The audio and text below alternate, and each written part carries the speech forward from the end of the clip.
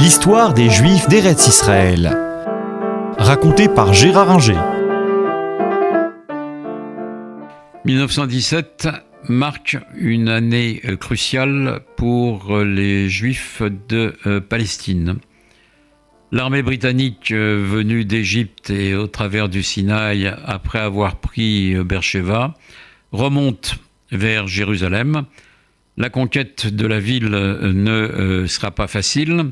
Elle va demander plusieurs mois car la résistance turque, dirigée par des officiers allemands de qualité, va demander du temps et Jérusalem ne sera conquise par le général Allenby qu'en décembre 1917.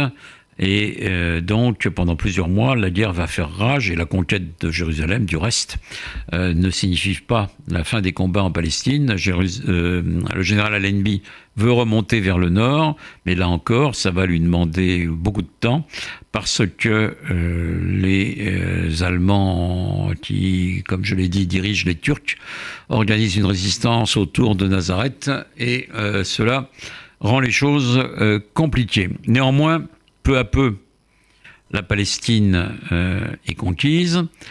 Les Juifs y ont contribué par le réseau d'espionnage Nili en signalant aux Britanniques les points d'appui des forces turques, les forteresses, l'emplacement des canons et des canonnières, tout cela à partir de la base juive d'Aklit, à quelques kilomètres d'Haïfa, qui est une école d'agriculture fondée par Aronson.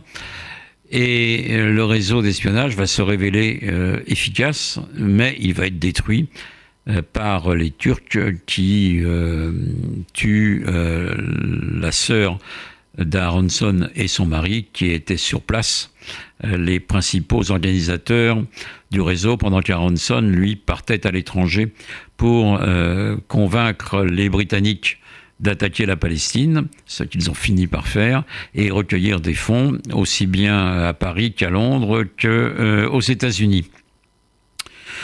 L'année 1917, c'est aussi l'année de la déclaration Balfour, qui précède d'un peu plus d'un mois la conquête de Jérusalem, et qui est enfin un succès politique pour le mouvement sioniste. Jusque-là, les Français et les Anglais s'étaient entendus pour se partager le Moyen-Orient. Ce sont les accords Saïs-Picot qui datent de 1916. À la France, le Liban et la Syrie. À l'Angleterre, l'Irak et la Palestine. Les Français grincent des dents. Ils ont des visées sur Jérusalem et les lieux saints. La France est la protectrice traditionnelle des lieux saints chrétiens. Mais bon, la France accepte que ce soit un mandat britannique qui s'exerce sur la Palestine. Il y a également des accords avec les Arabes du Hedjaz, l'émir Hussein qui contrôle la Mecque. Hussein envoie son fils Faisal combattre avec les Britanniques qui sont menés sur le terrain par Lawrence d'Arabie. Et ces forces arabes vont prendre Aqaba et remonter vers Damas. Donc, il y a des promesses britanniques avec les Français, il y a des promesses britanniques faites aux Arabes pour compliquer encore les choses. Les Britanniques, qui ont toujours été les plus favorables à la présence juive en Palestine, vont le 2 novembre 17 publier une déclaration du secrétaire au Foreign Office, Lord Balfour, disant que le gouvernement de Sa Majesté verrait d'un bon œil la création d'un foyer national juif en Palestine, en précisant toutefois qu'en aucun cas ce foyer ne doit mettre en péril la situation des minorités en Palestine. Cette déclaration, elle n'est pas tombée du ciel. Le mouvement sioniste dirigé en Angleterre par Chaim Weizmann, a beaucoup contribué à l'obtenir. Aronson aussi.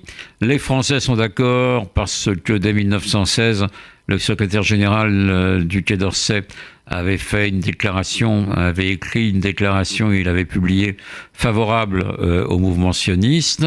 Donc tout ça va se faire pour le plus grand intérêt des Britanniques qui veulent à tout prix avoir des moyens de contrôler la Palestine pour protéger, avec le canal de Suez, la route des Indes.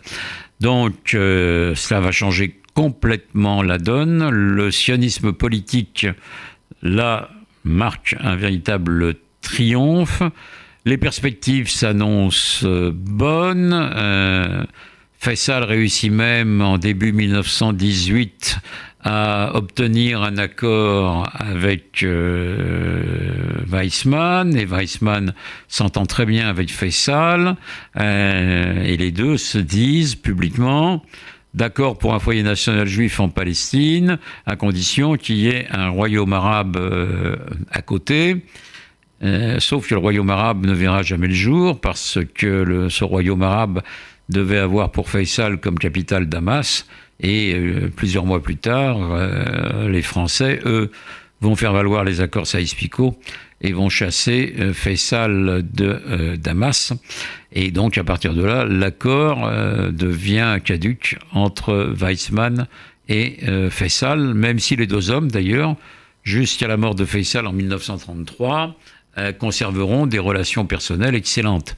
Mais là, il y a une grande occasion qui a été manquée en raison des promesses faites aux uns et aux autres par les Britanniques.